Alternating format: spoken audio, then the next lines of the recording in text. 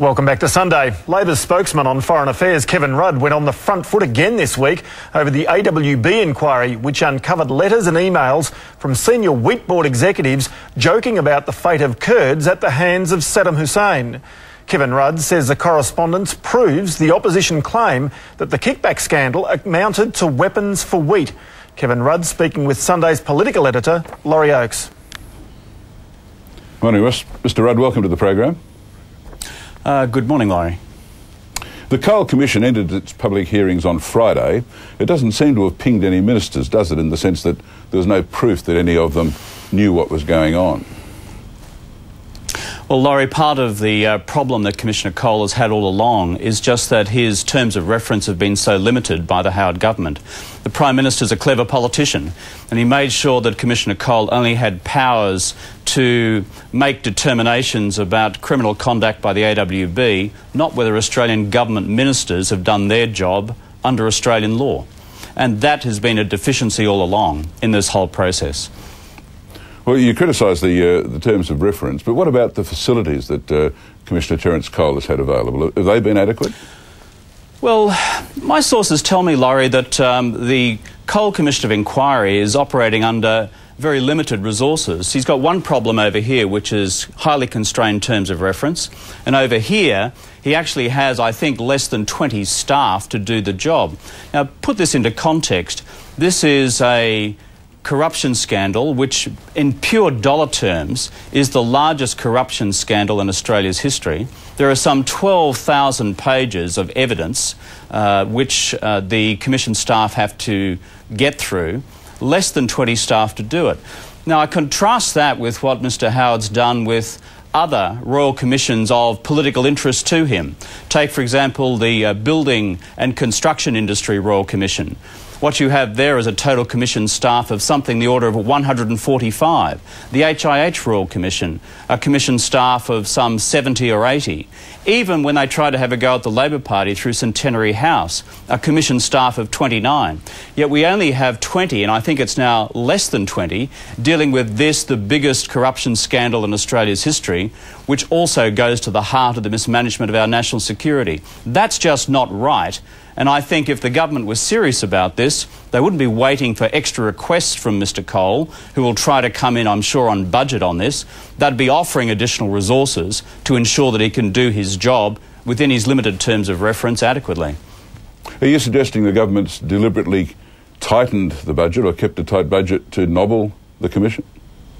What I'm saying, Laurie, is that you just compare the budgets made available. The Building Royal Commission, I think, had a total budget of some $70 million. The one concerning HIH was of a very high order of magnitude as well. This one, dealing with the wheat for weapons scandal, $300 million into the back pocket of the Iraqi dictator, only has a budget of $9.5 million. And now, as it's trying to deal with all this late arriving evidence from the Coal Commission of Inquiry, from the AWB into the Coal Commission of Inquiry, is now having to deal with all of that with less than 20 staff. I simply say Mr. Ruddock, as the Minister responsible, should be offering additional resources so that even within the limited terms of reference which Mr. Cole has been given, he can discharge this. Because Commission staff, based on my knowledge, are working almost through the night trying to deal with the sheer volume of all this material arriving at 5 minutes to midnight. You suggested that Mark Vaile, as Trade Minister, was negligent in taking his eye off what was going on in AWB, and you've said he was moved out of trade to get him out of the AWB firing line. What do you make of the appointment of Warren Truss? Will he do a better job of keeping his eye on what's happening? I think Mr. Truss has two big problems, Laurie. One is he himself has form on the AWB. Mr. Truss was Agriculture Minister during a period of, I think, 5 years plus through which this scandal, this $300 million wheat for weapons scandal, unfolded. But on top of that, Mr. Truss has, by his recent statements, simply created an extraordinary benchmark for what these ministers think is an acceptable thing. Warren Truss, only 6 months ago, when the Coal Commission of Inquiry was underway, went out and said there was nothing extraordinary, nothing unusual about commission payments being made to middlemen in the Middle East. That's the way business was done.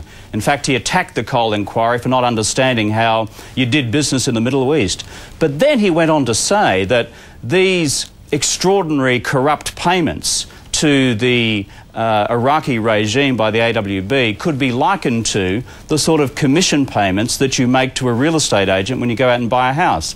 I don't know what planet Mr Truss is on, but he seems to be coming from the Russ Hinds school of National Party diplomacy. This is unacceptable. He has to repudiate these statements or else resign his commission. And I'll be pursuing him uphill and down dale until he does so. So you're saying that even before he's taken over the trade portfolio, he's unfit to deal with issues like this? Remember, as Minister for Trade, Laurie, and he only took this job over last Friday, that he's responsible for being the spokesman for Australia's international commercial reputation and our standing. Also, our ability to uphold our international agreements, including UN sanctions. And we have instead now a trade minister who goes out and who is saying that making corrupt payments to the Iraqi regime is no worse than commission payments that you make to a real estate agent when you go and buy a house, as if it's like rolling down to Ray White or something in the local branch office here in Brisbane. You see, the National Party common denominator in all this is extraordinary. It reminds me so much, this corrupt culture within the AWB, of the National Party corrupt culture here in Queensland, which led to the Fitzgerald inquiry. And if you look at the staffing and personnel of the AWB itself, so many of these senior people involved that we've seen up in the witness box are part and parcel of the National Party establishment.